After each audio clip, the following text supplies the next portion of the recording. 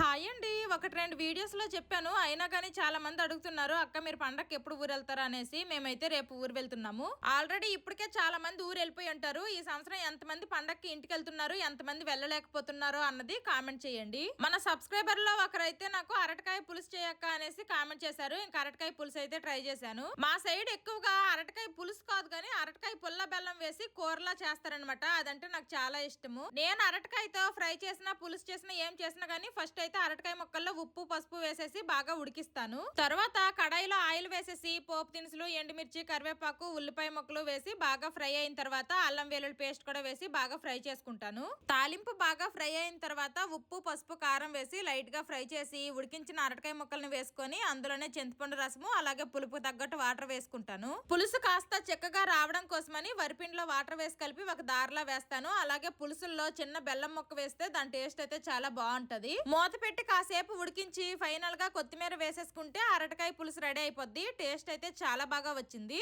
Bye bye.